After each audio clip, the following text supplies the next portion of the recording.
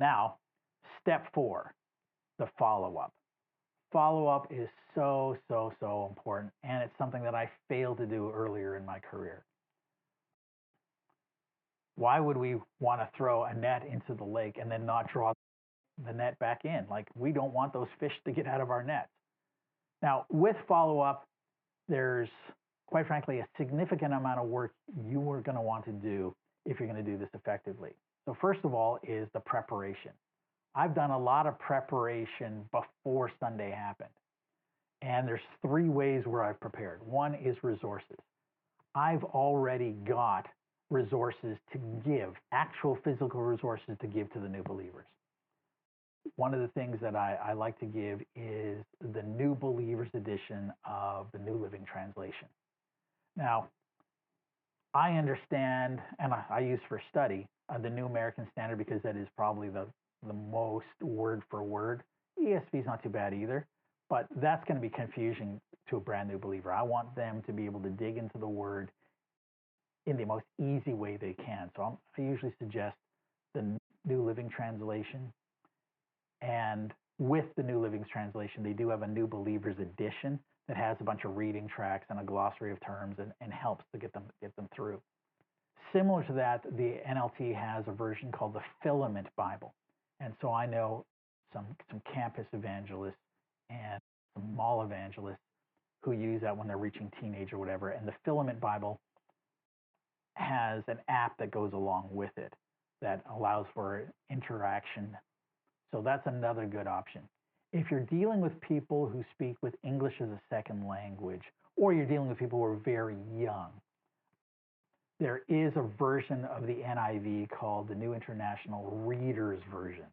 And so it's taken basically the text of the NIV and then really, really simplified it to a grade 2 level. And so it's a little bit difficult for a seasoned English reader to read because it's kind of like a bit of a Dick and Jane Bible because they take every single compound sentence and turn it into simple sentences. So Joseph was a good man. Joseph didn't want to hurt Mary. So Joseph was going to deal with this quietly. So it's just like chop, chop, chop, chop, chop. But if you're dealing with people who are new English speakers, that's a really good version of the Bible to give them, the New International Reader's Version. So I want to give them an actual Bible. The second resource I want to give them is the Action Bible. And I don't know if you've seen the Action Bible, but it's a comic book picture Bible. And it's fantastic. Really, really, really well done. Well, why would I want to give a comic book Bible to adults? Well, if you're a brand new believer, you don't know there's a New Testament, you don't know there's an Old Testament, never heard of a Trinity.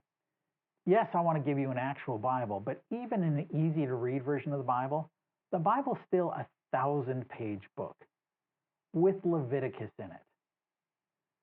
Like, that is making things very, very hard for people. So if I give them the Action Bible, you get people who are completely ignorant of the faith.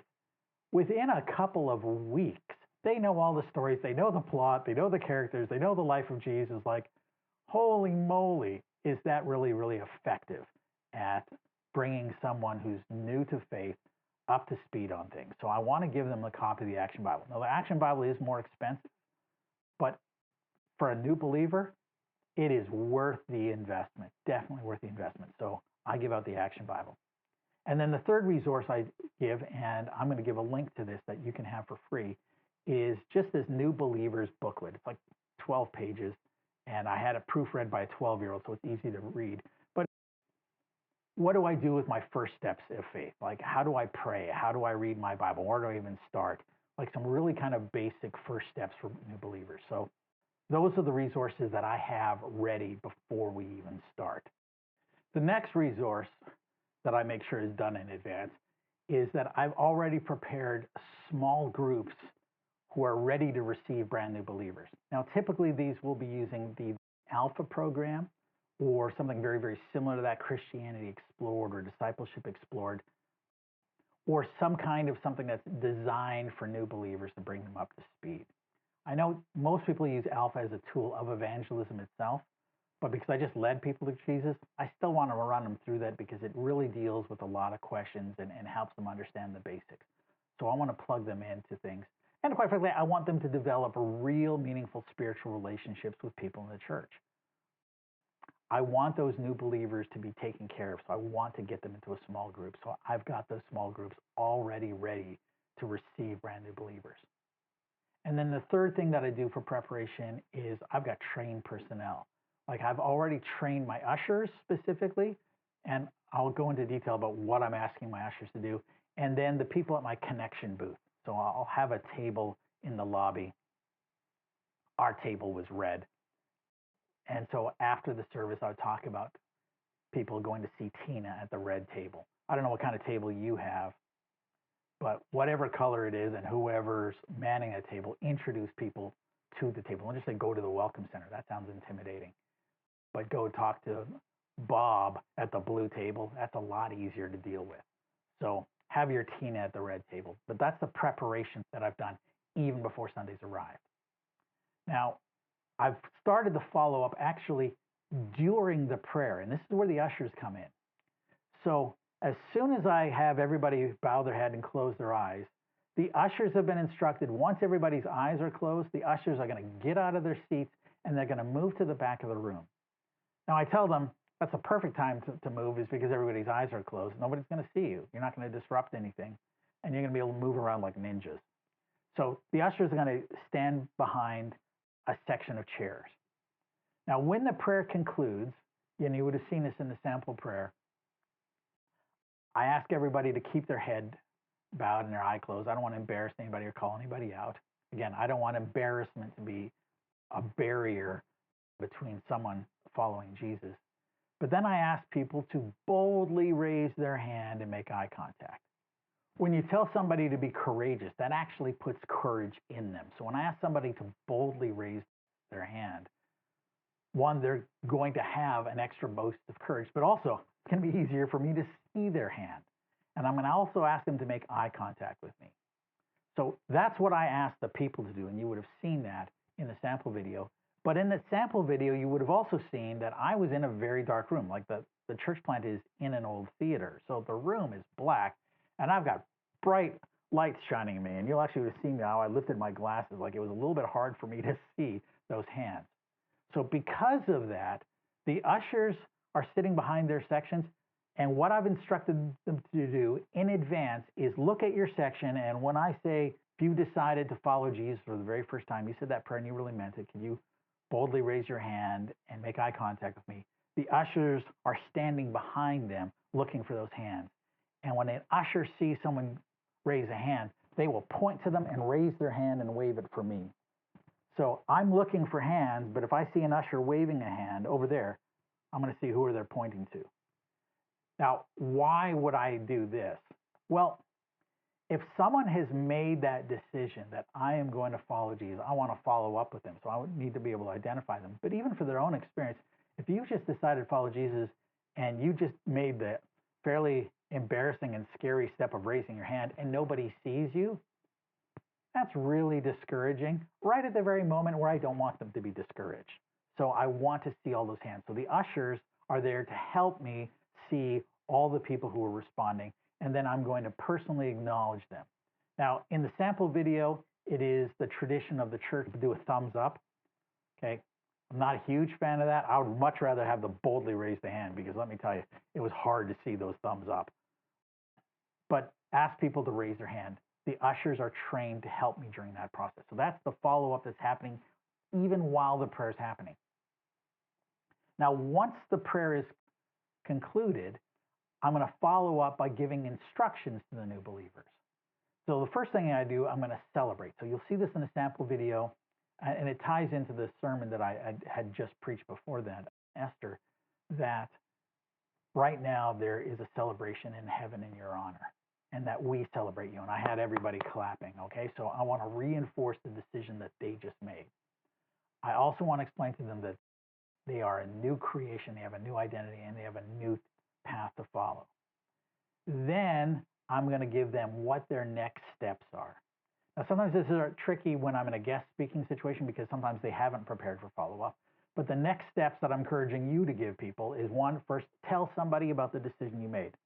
Now, I've stolen these from Billy Graham Association, so I mean, these are well used and well proven next steps, but tell somebody that you made this decision.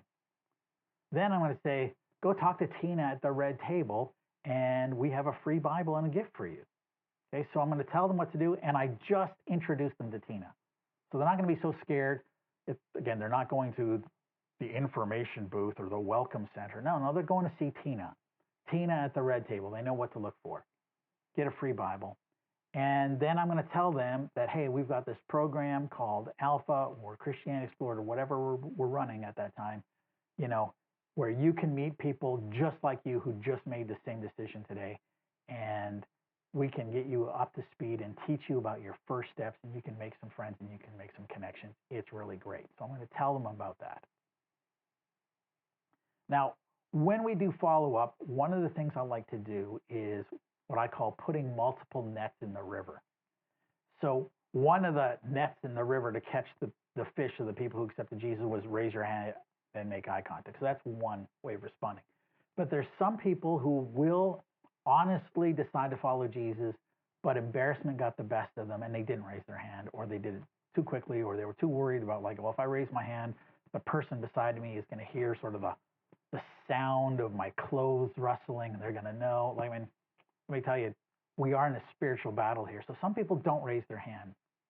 But then I'll tell them to fill out a Connect card and put it in the offering plate. Now, in our order of service, we had the offering after the salvation call.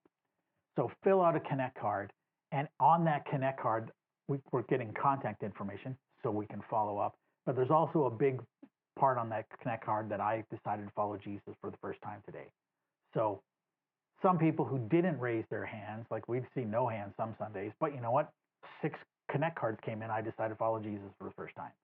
So that's just another net in the river. Another way to do that, in addition to the Connect card, is, hey, get out your phone and text new starts to 555-5555. So there's apps you can use for this, but quite frankly, the most simple way of doing that, Pastor, put your own dang phone number on the screen and have people text new start. So if you get a text message from somebody, number you've never seen before, but that text message says new start, guess what? That's a new believer. And you now have the opportunity to say, hey, thank you. This is Pastor Bob, Pastor Tom, whatever your name happens to be, Pastor Laura. And you can respond to them right then and there. So if you're worried about people stalking you, well, get another phone number. Like, it's easy to get an eSIM, easy to get another number. The church can pay for it. What is that going to cost your church for an extra number so you can receive text messages? $30 a month? Like, it's not that expensive. So new start, texting, a lot of people will want to respond by texting, particularly younger people. And then the last net in the river is, quite frankly, Tina at the red table giving away free Bibles. So sometimes we'd see Sundays, we didn't see any hands, we got no Connect cards, no text messages, but 4 people ended up, collecting their free Bible. Sometimes nobody got their free Bible, but we got 4 text messages. And then sometimes you have somebody, they boldly raised their hand, they filled out the Connect card, they texted the text message, and they went to see, like they're all in, they're doing all the things. What the purpose of having multiple nets of the river is anybody who decided to follow Jesus, we want to know who they are. We want to make a connection with them. So that's why we had multiple ways of collecting people. Now, with the follow-up, the service is now ended. My ushers are now still active. So the service is over. What I've trained my ushers to do is, where before you saw somebody raise their hand and you already did this, when the service is over, I instruct the ushers to go and approach the people you saw raise their hand. And when you go approach them, this is what you're going to do. You're going to start a brief conversation with them. And initially, I just told ushers to have conversations with strangers. Then I found out there's a lot of people that don't know how to have a conversation with a stranger. So here's the template that I give to them. They don't have to follow it exactly, but if they don't know what to say, this is what you can say. First, introduce themselves. Hey, I saw this lady raise her hand, so I'm going to go up there and I'm going to say, hey, hi there. My name's John. How are you? Okay, introduce yourselves. 2, good conversation starter question is, how long have you been coming? Now, that how long have you been coming is a great question to ask. Are you new here is a bad question to ask. How long have you been coming doesn't matter whether they've been new or they've been here for 40 years. Whatever they say, you can always answer, oh, I thought so. Hey, how long have you been coming? Oh, it's my first time. I thought so. Hey, how long have you been coming? Oh, 40 years. Oh, I thought so. You're not even lying because you didn't know. You had a range in mind. Maybe this is their first time. Maybe they've been here for 40 years or somewhere in between. But that just gives you like, oh, how long have you been coming? But it also allows the usher to identify, oh, this is not just someone who accepted Jesus, but this is someone who's brand new here. This is their first time here. So how long have you been coming? Another question just to grease the wheels of the conversation is, what was your favorite part of the service? So this moves them sort of into a positive frame of mind and to think about, well, what went well today? So we want them to focus on the good things. Well, I really like the music, or I really like the message, or I really like this. But you actually get them expressing something. And when you're asking them their opinions about something, you're communicating that I think what you think is important and I value you. So that's an important kind of question to ask. You don't have to ask that one specifically exactly like that, but it's a good question to ask. Once you've sort of had this brief initial conversation, because you might have several people you want to connect with, the next thing I want that usher to say is, oh, there's someone I want to introduce you to. And if you're getting sort of willing feedback and you get this facially, then bring them to me, the pastor. Now, when they bring them to me as the pastor, like they just looked up at me and waved and made eye contact. So they know that I know that they know that I know. The usher doesn't have to broach the subject, hey, I saw you raise your hand when everybody's eyes were closed. The usher doesn't have to say anything like that or sort of break that confidentiality. So the usher, easy, hand off to me. And then because I saw them and I know that I saw them, then I can say, you made a really, really good decision. I can confirm their decision. That was a great decision. I can take them to Tina at the red table myself. I can, collect their contact information, but it allows me to follow up with them right then and there. And then as an optional bonus, that usher, they might have to go reach other people, so they might not be able to do this. But if that usher stays and remains part of the conversation, then that usher can say, hey, let me introduce you to Tina. And then they can get their free Bible, their free action Bible, and their free little booklet. And so that's what the job of the ushers are there to do, to make sure that none of those fish get out of our nets. Now, the follow-up that happens at the connection booth. So this is how I've trained Tina. Someone comes to that connection booth. I've already broken the ice a little because I've introduced them to Tina by name. But her job is to warmly greet anybody who comes to the table. Okay, that's a bit of a no-brainer. But if they come up to the table and approach, Tina should initiate the conversation and introduce themselves. So like, hi there, my name's Tina. Okay, now they know that they're definitely at the right red table. And I've equipped her to ask several discussion card questions. So how long have you been coming? No matter what they say, her answer is, oh, I thought so. Next, she's going to ask, and this is good information collect, so how did you find out about us? Now, I'm going to use that for sort of intel for our outreach, but quite frankly, it's a good conversation starter as well. It gets the conversation going and starts building rapport, starts building some trust. So how did you find out about us? Well, you know what? My friend Betty told me about this, or I saw you online, or, I saw this really funny Instagram post or whatever it was, or, I was driving by and I just kind of felt this voice coming out of the air that you need to go here. Whatever the story is, but hear their story. 3, she's going to ask, so what was the best part of your experience here today? And they might say, I found this place really, really friendly, or, I really like the music, or whatever it was. Again, keeps them in that positive frame of mind. What happened here that was really positive? Now she's built a little bit of rapport. She's built a little bit of trust. She's going to ask, did you make a decision to trust in Jesus and follow him today? Okay, because sometimes it's an already Christian newcomer who's just coming to find out about things about the church. So she needs to be able to distinguish there. So she's going to need to broach that subject. It's way easier for her to breach the subject than it is for them. Very hard for them to actually bring this up. Like, actually, I just decided to follow. That's hard for them to do. I'm going to have Tina broach that subject. And because she's built a little bit of rapport with those other questions, it's not going to come across as awkward. The next thing Tina's going to do is she's going to offer the 3 gifts and explain them. Hey, this is your own Bible. If it's the New Believers Edition, she's going to show the different reading tracks and different things, how to use it. If it's the Filament Bible, she's going to explain how the app works. Whatever you're giving away, she's going to explain the Bible. She's going to give them the Action Bible. She's going to explain, hey, I know that you may or may not be into graphic novels, but if you want to catch up on the stories really fast, this is a great way to sort of understand the story of the Bible. And then that same thing with the little booklet. Hey, if you've just decided to follow Jesus, this is going to only help you with your next step. So she's going to explain the 3 gifts and give them the 3 gifts. She's then going to ask them to fill out a Connect card because they maybe didn't in the pews, but we want to get their contact information. And because we just gave them gifts, asking them to fill out a card, like we had no problem whatsoever with people filling out a card when they're picking up the free Bible. And just explaining that our pastor would like to send you a thank you note. Would you please fill this out? And hopefully the Connect card has an opportunity for a phone number where we can text them, maybe an email address, and maybe a physical address. Those are really good. Once they filled out that card, Tina's going to explain that we've got a bunch of new believer groups.